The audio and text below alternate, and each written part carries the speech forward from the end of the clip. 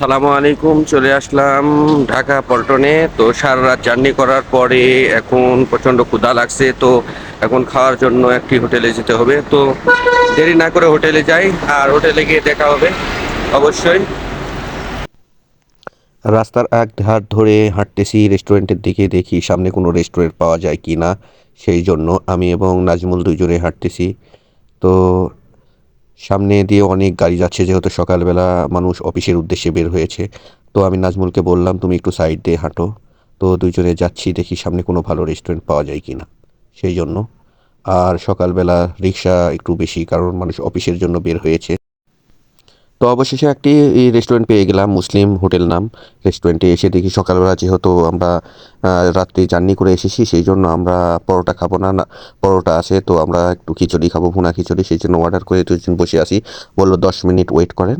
তো আমি আর নাজমুল বসে থেকে ফোন টিপতেছে, নাজমুল আর আমি একটু রেস্টুরেন্টের ভিডিও করতেছি যে ভিতরে কেমন অবস্থা, সহ অনেক লোক বসে আছে। তো নিজের দিকে একটু ভিডিও করতে মন চাইলো, সেই জন্য নিচের দিকেও একটু ক্যামেরাটা অন করলাম। তো অনেকক্ষণ ধরে অপেক্ষা করতেছি, প্রায় 15 মিনিট হয়ে গেল। খুব বোরিং লাগতেছে, এই জন্য বসে বসে ভিডিও করতেছি, ফোন টিপতেছি।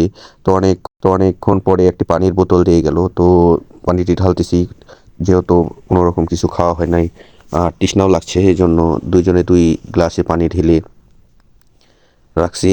তো আর দেখতে দেখতে বললো যে খাবার নাকি রেডি হচ্ছে, চলে আসবে। তো অপেক্ষা করতেছিলাম। তো হঠাৎ করে গরম গরম ভুনা খিচুড়ি চলে আসলো।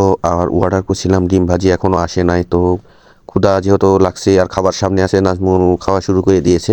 তো আমি একটু ভিডিও করতেছিলাম, আর তাদেরকে বললাম যে ডিম ভাজিটা কখন আসবে। তো বললো আসবে। আর গরম ধোয়া উঠতেছে, খিচুড়িটা মজা অনেক মনে হচ্ছে। তো একটু ট্রাই করে দেখা যাক কেমন মজা হয়েছে। তো দেখতে দেখতে আর মন মানলো না, এই জন্য খাওয়া শুরু করেই দিলাম। ডিম দেয় না গায়ে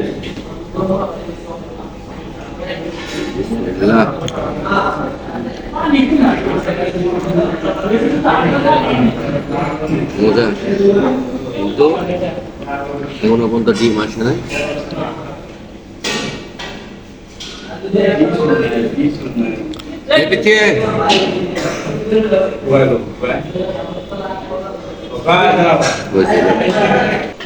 এদিকে ডিম আসার আগেই নাজমুলের খাওয়া অর্ধেক শেষ প্রায়।